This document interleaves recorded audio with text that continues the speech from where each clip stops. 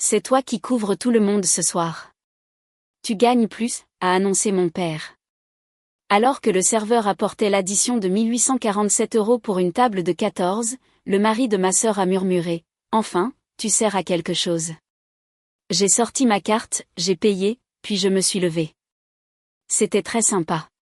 Ah, et au fait, je vends l'appartement. Je déménage bientôt. Ils sont restés bouche bée. Ça faisait 4 ans qu'ils vivaient là, temporairement. Je m'appelle Clément. J'ai 32 ans, je suis masseur kinésithérapeute, et selon ma famille, celui qui a réussi. L'aîné, le premier à avoir son diplôme, le premier à acheter un appartement. Et aussi, celui qu'on appelle quand un dos fait mal, qu'une voiture tombe en panne, ou qu'une facture est un peu juste ce mois-ci. Dans ma famille, ça veut dire que je suis le fonds d'urgence sur pattes. Je fais de longues journées dans un centre de rééducation. Des patients post-opératoires, des athlètes après une rupture des ligaments croisés, des grands-parents après une prothèse de hanche. Je passe mes journées à réapprendre aux gens à marcher, à bouger sans douleur. Je suis bon dans ce que je fais. J'aime mes patients. J'aime voir leur progrès.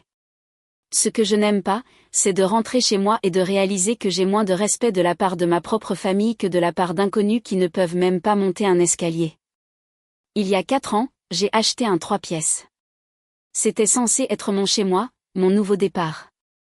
J'avais économisé pendant des années. Mes parents étaient si fiers.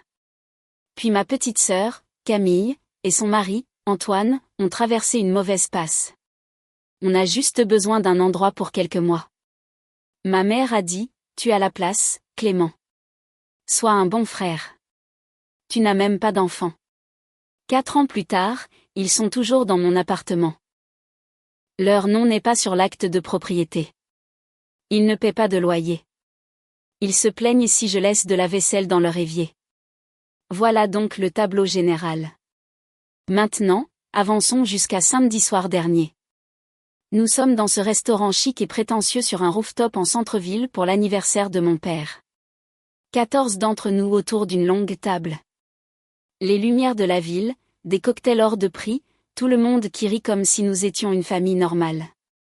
Le serveur dépose le porte-addition en cuir devant mon père. Papa l'ouvre, ses sourcils se haussent une demi-seconde, puis il sourit et le tourne vers moi comme si c'était un menu.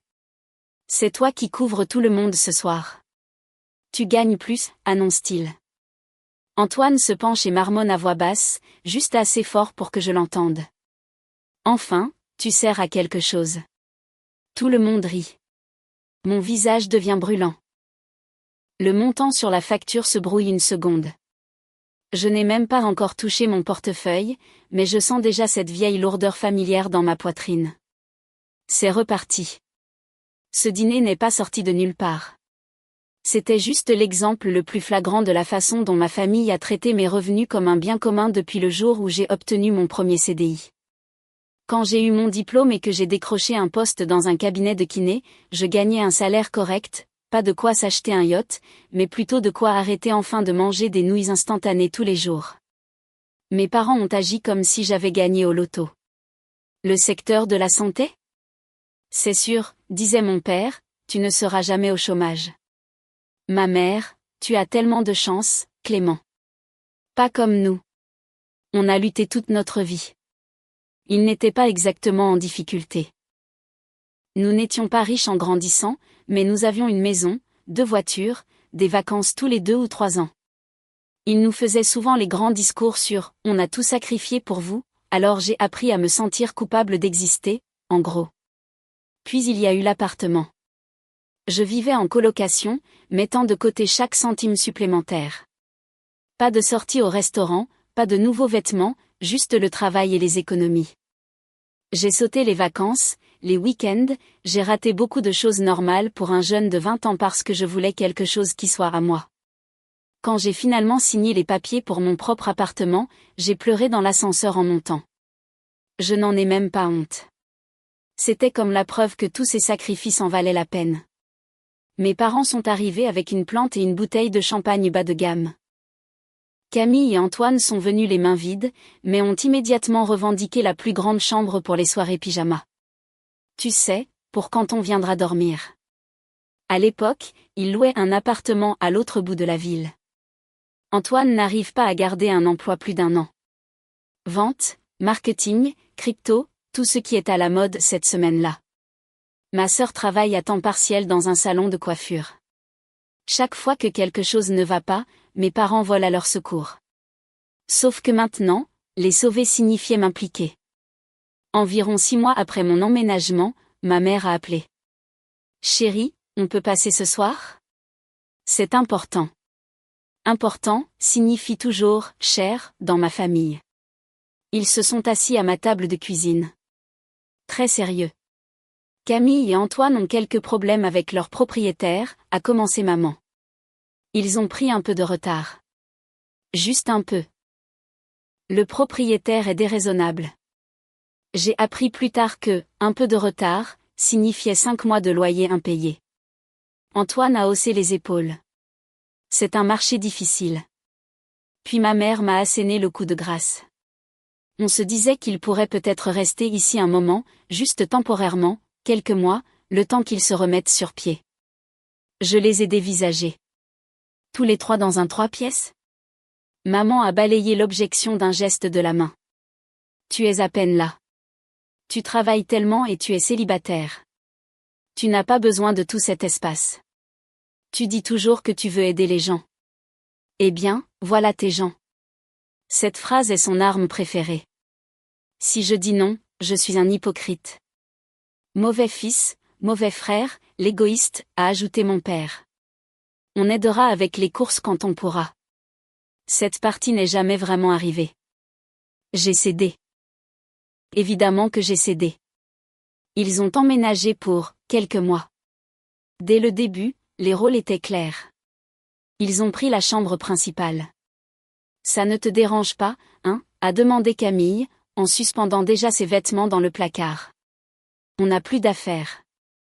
J'ai eu la petite chambre. Ils ont amené leur chien qui, selon eux, ne perd pas ses poils. Mon canapé foncé n'est pas d'accord. Les factures ont discrètement changé. Mon nom est sur tout. Les charges, Internet, les frais de copropriété. Camille m'envoyait peut-être 50 € de temps en temps en appelant ça « notre part ». Le reste était pour moi. Au début, je me disais que c'était normal. La famille s'entraide.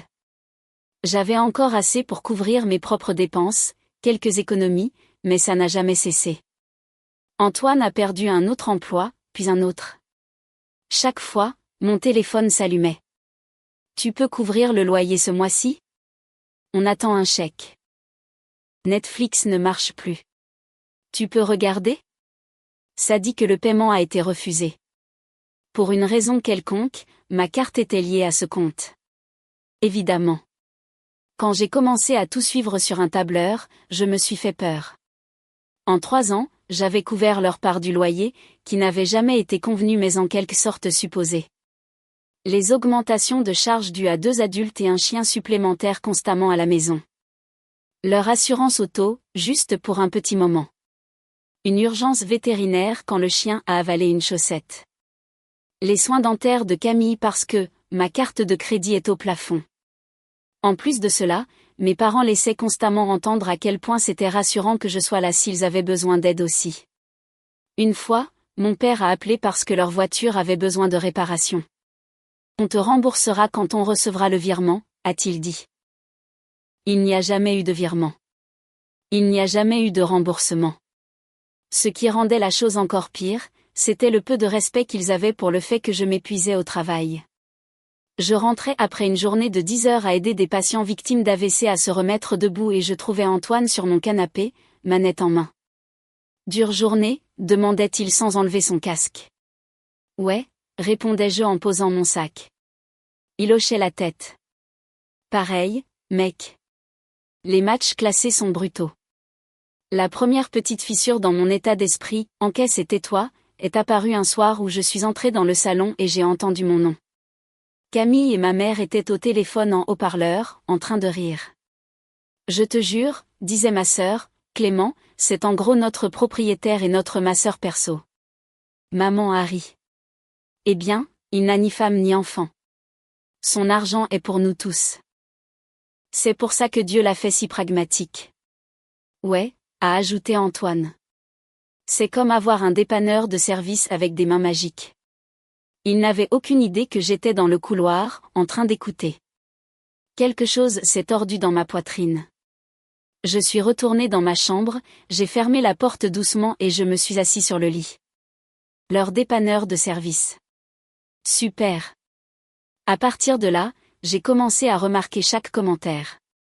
Ça doit être sympa, disait mon père chaque fois que je mentionnais quelque chose de normal, comme acheter de nouvelles chaussures. Certains d'entre nous ont de vraies responsabilités. Mon manque de responsabilité revenait souvent sur le tapis. Traduction, tu n'as pas d'enfant, donc tu n'as pas le droit de garder ton salaire. Camille soupirait de façon théâtrale devant son café glacé. On pourrait tellement économiser si on n'avait pas à payer la crèche, la nourriture et tout le reste. Tu as de la chance, Clément. Tu n'as que toi à gérer. Je payais aussi la plupart de la nourriture dans cet appartement. Mais bon. Puis il y a eu l'histoire de la voiture. Un jour, j'ai reçu un appel de la banque au sujet d'une demande de prêt. Monsieur Chevalier, nous avons juste besoin de confirmer vos revenus et votre emploi pour le prêt auto que vous avez demandé. Je n'avais rien demandé. Pour faire court, Antoine avait accidentellement mis mon email et mon numéro de téléphone comme contact principal sur sa demande de prêt auto parce que ton dossier de crédit est meilleur, mec. Ils l'approuveront plus vite. Ils ont failli me mettre comme co-emprunteur sans que je le sache. J'ai perdu mon sang-froid ce jour-là et il y a eu une énorme dispute. Mais même après les cris, les larmes et le prévisible, on ne se dispute pas comme ça dans cette famille, de ma mère, rien n'a vraiment changé. Ils se sont excusés. Je me suis calmée. La vie a continué exactement de la même manière. Alors, quand mon père a suggéré ce grand dîner d'anniversaire, j'avais déjà un mauvais pressentiment.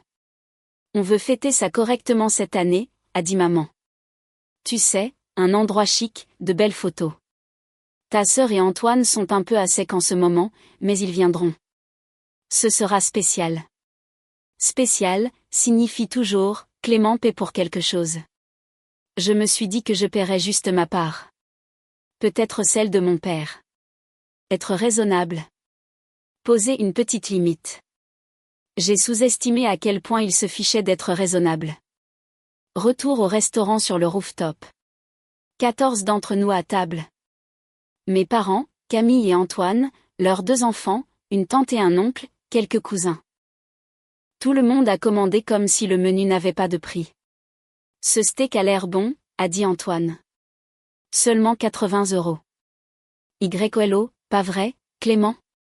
Il m'a souri en le disant. J'ai commandé le plat le moins cher qui n'était pas un accompagnement, parce que je sais à quoi ressemble un steak à 80 € sur mon budget. Nous avons bu du vin que je n'avais pas choisi. Ils ont commandé des desserts pour toute la table sans demander. Il y a eu des shots à un moment donné. Une pièce montée d'anniversaire qui coûtait plus cher que mes courses de la semaine. Quand le serveur a finalement apporté l'addition, il l'a placée devant mon père avec un petit hochement de tête. Papa l'a ouverte, a à peine cligné des yeux, puis l'a tournée vers moi comme s'il me montrait un mème sympa. C'est toi qui couvres tout le monde ce soir. Tu gagnes plus, a-t-il dit, la voix forte, comme si c'était un toast. Quelques-uns de mes cousins ont ri. Maman a fait semblant d'être scandalisée. Oh, Grégoire, a-t-elle dit en lui tapotant le bras. Ne l'embête pas, puis elle s'est tournée vers moi. Mais honnêtement, chérie, c'est toi qui gagnes le plus, et c'est une grande étape pour ton père. Ça signifierait beaucoup. Antoine s'est penché près de moi et a chuchoté, enfin, tu sers à quelque chose, avant de finir son verre. Quelque chose en moi a craqué, mais c'était un craquement silencieux. J'ai regardé le montant. 1847 €. C'était la moitié de mon revenu mensuel net d'impôts. C'était mon fonds d'urgence. C'étaient les quotes-parts de mes patients pour lesquels je me battais avec les mutuelles. Mes mains étaient étrangement stables. Vous vous attendez vraiment à ce que je paie pour 14 personnes, ai-je demandé. Mon père a froncé les sourcils comme si je venais de gâcher l'ambiance. Clément, ne fais pas de scène. Tu sais que ta sœur et Antoine ne peuvent pas se permettre ça. On t'a mieux éduqué que ça, tu n'es pas égoïste. Camille a renchéri. Ouais, c'est juste de l'argent. Tu en gagneras plus le mois prochain. Ce n'est pas comme si tu avais une famille à charge. Encore cette phrase. Pas de famille à charge. J'ai regardé autour de la table. Les mêmes personnes qui vivaient à mes crochets depuis des années. D'accord, ai-je dit doucement. J'ai compris. J'ai sorti ma carte. Le serveur rôdait. Ce sera ensemble ou séparé? Mon père m'a désigné. Tout ensemble. C'est pour lui. Le serveur a hoché la tête et s'est éloigné avec ma carte. J'ai regardé ma carte s'éloigner comme si je regardais un petit canot de sauvetage rouge dériver au loin. Pendant qu'il effectuait le paiement, tout le monde s'est remis à discuter. Les vacances qu'il voulait, les choses qu'il devait acheter. Camille parlait de changer les tablettes des enfants. Antoine plaisantait sur le fait de vouloir une plus grande télé. Personne ne m'a remercié. Personne n'a même accusé réception de ce qui se passait. Le serveur est revenu avec le reçu. Voilà, monsieur. Merci. J'ai signé. Mon estomac s'est noué, mais ce qui était bizarre, c'est que je me sentais calme. Absolument et complètement fini. Je me suis levée et j'ai levé mon verre. D'accord, ai-je dit. J'ai besoin de votre attention une seconde. Ils se sont tous tus. Quelqu'un a plaisanté, oh, un discours, et a ri. Premièrement, ai-je dit, bon anniversaire, papa. J'espère que tu as apprécié le dîner. Il a souri, détendu. Vous voyez, je vous avais dit qu'il le ferait. J'ai regardé droit vers Camille et Antoine. Et deuxièmement, je voulais vous informer que c'est la dernière fois que je paie quoi que ce soit pour cette famille. La table s'est figée. Quoi? A demandé ma mère, son sourire vacillant. J'ai continué. Y compris l'appartement, ai-je dit. Je le vends. Je déménage bientôt. Vous aussi, ai-je ajouté en hochant la tête vers Camille et Antoine. Il va falloir commencer à chercher un nouvel endroit. On aurait pu entendre une mouche voler. Le visage de Camille est devenu blanc. Tu fais quoi? Antoine a ri comme si je plaisantais. Très drôle, mec. Ne sois pas dramatique. Je ne plaisante pas, ai-je dit. J'ai déjà parlé à un agent immobilier. Les photos pour l'annonce sont prévues la semaine prochaine. Mon père a frappé sa main sur la table. Clément, ce n'est pas le moment. En fait, ai-je dit, c'est exactement le moment. Parce que je viens de payer 1800 € pour que vous puissiez tous passer une bonne soirée. En plus de 4 ans à subventionner Camille et Antoine, en plus de vous dépanner pour les réparations de voitures, les cartes de crédit et les factures. Ma voix est restée stable. Ça m'a même surpris. J'ai sorti mon téléphone et ouvert mon application de notes. J'ai payé vos frais de garde en retard, ai-je dit à Camille. Vos factures de vétérinaire, vos charges. J'ai couvert 3 mois de crédit immobilier de maman et papa pendant le confinement. Vous vous souvenez? Presque 10 000 € au total, sans compter ce dîner. Quelques-uns de mes cousins ont baissé les yeux sur leurs assiettes. Et ce que j'obtiens en retour, ai-je continué, c'est d'être appelé un dépanneur de service et enfin utile à quelque chose. Antoine est devenu rouge. Tu nous espionnais. Donc tu admets l'avoir dit, ai-je dit. Super. Les yeux de ma mère ont lancé des éclairs. Nous ne parlons pas de ça ici. Assieds-toi. Non, ai-je dit. Je me sentais étrangement léger, comme si un poids glissait de moi, morceau par morceau. J'en ai fini de m'asseoir et de me taire pour que vous puissiez continuer à m'utiliser. J'ai posé mon verre vide. Vous avez 30 jours, ai-je répété à Camille et Antoine. Je le mettrai par écrit, puisque tout le monde aime oublier ce que je dis. Puis j'ai regardé mes parents. Et à l'avenir, si vous ne pouvez pas vous permettre un dîner comme celui-ci, ne le réservez pas en supposant que je couvrirai la note. Si vous demandez gentiment à l'avance, je considérerai peut-être de participer. Mais ça, j'ai désigné les assiettes vides, les verres de vin à moitié pleins, cette manie du surprise, c'est Clément qui paie est terminée. Silence. La musique du restaurant semblait soudainement trop forte. La mâchoire de mon père s'est crispée. Tu punis la famille de ta sœur parce que tu es aigri. Je me protège parce que vous refusez de me respecter, ai-je dit. Et pour la première fois de ma vie, j'ai réellement cru en mes propres paroles. Les gens pensent que le discours dramatique est la partie la plus difficile. Ce n'est pas le cas. C'est ce qui vient après. Les retombées, les conversations de groupe, les appels, le chantage affectif. Ça a commencé sur le parking. Dès que nous sommes sortis, l'air nocturne nous a frappés, et ma mère aussi. Elle m'a attrapé le bras. Clément, qu'est-ce que c'était que ça? Tu nous as humiliés devant tout le monde. J'ai doucement retiré mon bras. J'ai posé des limites devant des témoins, ai-je dit. C'est différent. Mon père s'en est mêlé. Où sont-ils censés aller? À la rue? Tu veux que ta nièce et ton neveu soient sans abri? Et voilà. La carte des enfants. Je l'attendais. Ils ont 2 revenus, ai-je dit.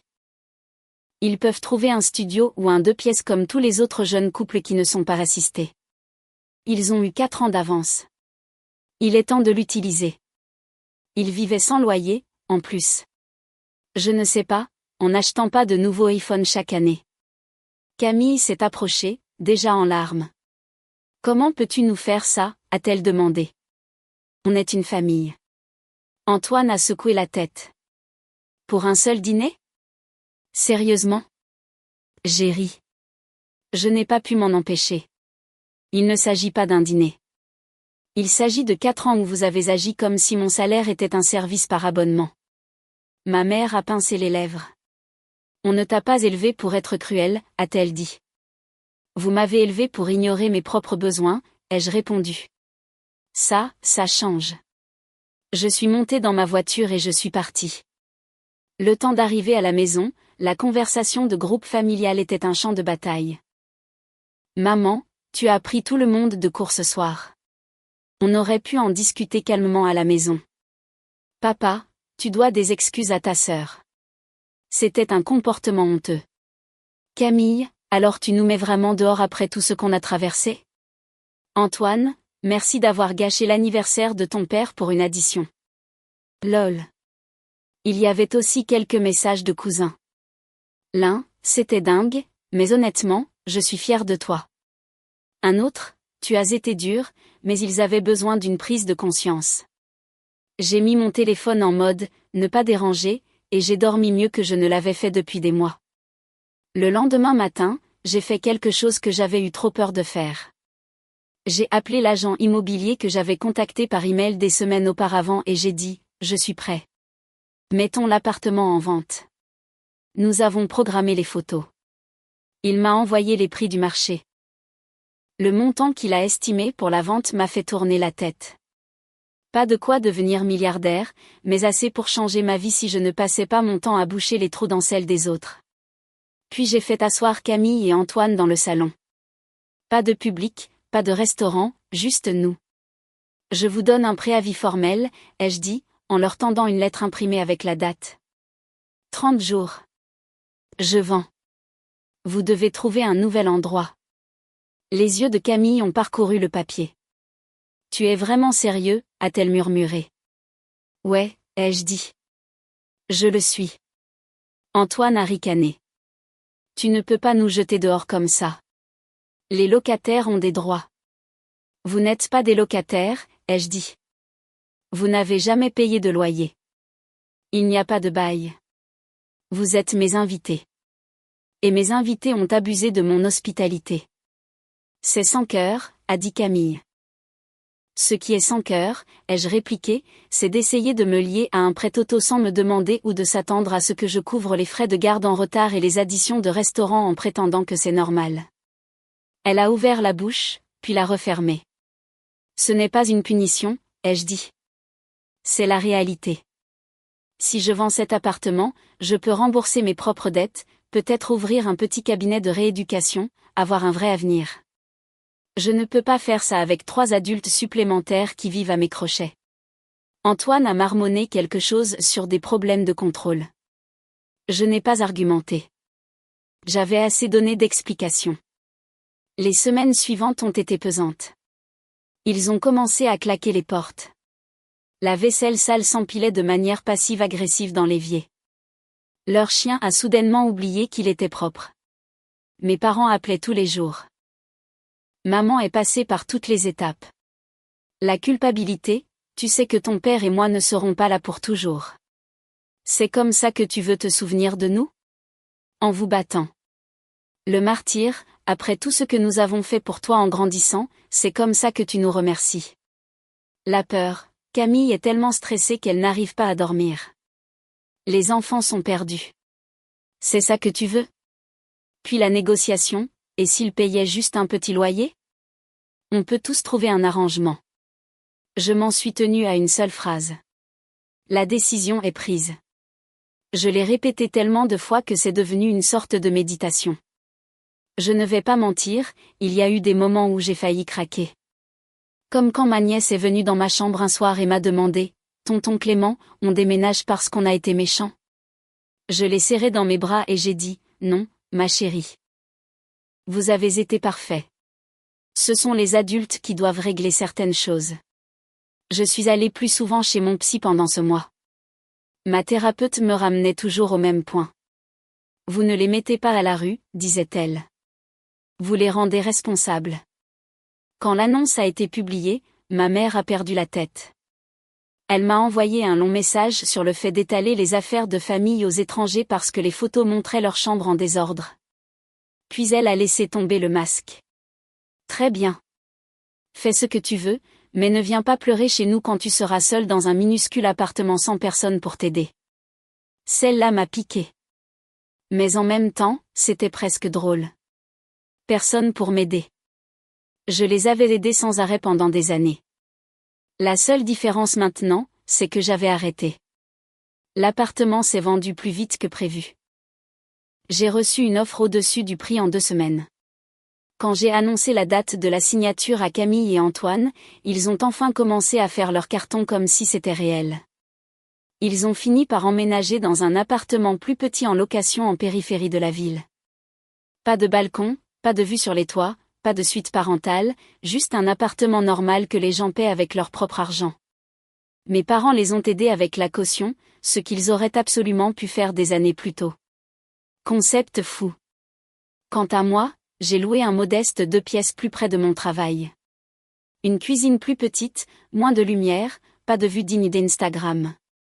Mais quand je suis entrée le premier soir et que j'ai fermé la porte, le silence m'a semblé paisible. Pas de bruit de jeux vidéo, pas de dispute dans le salon, pas de chaussures supplémentaires dans l'entrée, juste mes affaires, mes factures, ma vie. Avec l'argent de la vente, j'ai remboursé mon prêt étudiant d'un seul coup. J'ai soldé ma carte de crédit, mis une grosse somme sur un compte d'épargne intitulé « Rêve de cabinet ». C'était la première fois que mon compte en banque ressemblait à celui d'un adulte qui n'était pas constamment à une crise de zéro. Mes patients ont remarqué le changement en moi avant ma famille. « Vous avez l'air plus léger », m'a dit l'un de mes habitués. « Vous êtes parti en vacances ?» En quelque sorte, ai-je répondu. J'ai pris des vacances de ma famille. Nous avons tous les deux ri, mais je le pensais. Au travail, j'ai commencé à discuter avec un collègue de l'idée d'ouvrir un petit cabinet de rééducation ensemble à l'avenir. Quelque chose de plus personnel que la grande clinique. Avant, cette idée m'aurait semblé irresponsable. Maintenant, elle semblait possible. Mes parents m'invitent encore à des choses, mais toujours avec une astérisque. On dîne dimanche. Camille et Antoine seront là. On attend de toi que tu sois civilisé. J'y suis allée une fois. Ils ont passé tout le temps à parler de la difficulté du déménagement. On a dû prendre plus petit, s'est plainte Camille. La vue me manque. L'espace manque aux enfants. Antoine a ajouté, notre nouvel appartement n'a même pas de salle de sport dans l'immeuble. Problème de riche, n'est-ce pas? Personne n'a mentionné le fait qu'il paie maintenant un loyer. À la fin de la soirée, quand l'addition est arrivée, elle a atterri au milieu de la table. Tout le monde l'a regardée, puis m'a regardé. J'ai souri. Alors, addition séparée, ai-je demandé au serveur. Mon père m'a fusillé du regard. Mais après une pause gênante, tout le monde a marmonné, ouais, séparé, c'est bien. Et comme ça, le charme s'est encore un peu plus rompu.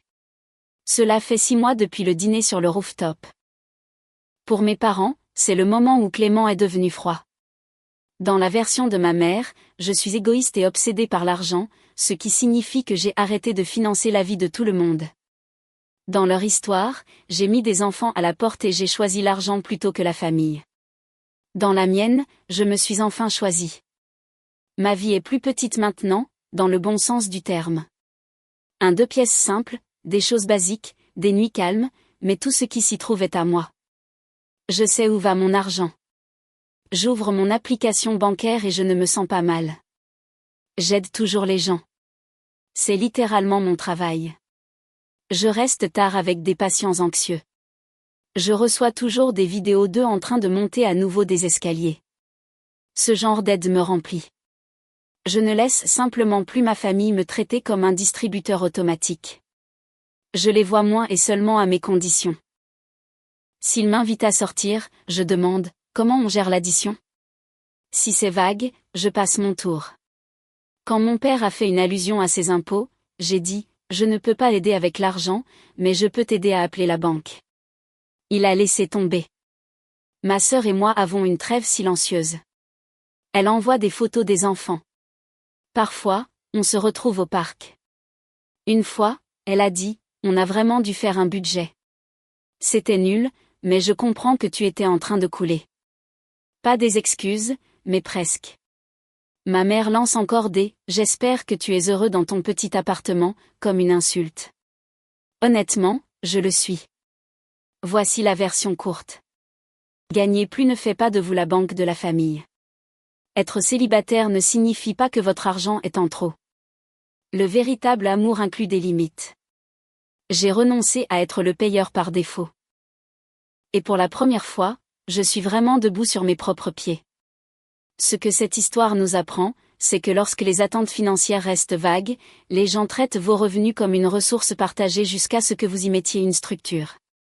Premièrement, documentez le schéma et communiquez une limite claire par écrit, avec des dates et des détails spécifiques, comme l'a fait Clément en remettant un préavis formel de 30 jours lié à la vente. Deuxièmement, sécurisez vos finances, supprimez les cartes enregistrées, activez les alertes bancaires et ne permettez jamais à quiconque d'utiliser votre crédit ou vos informations pour des raisons de commodité.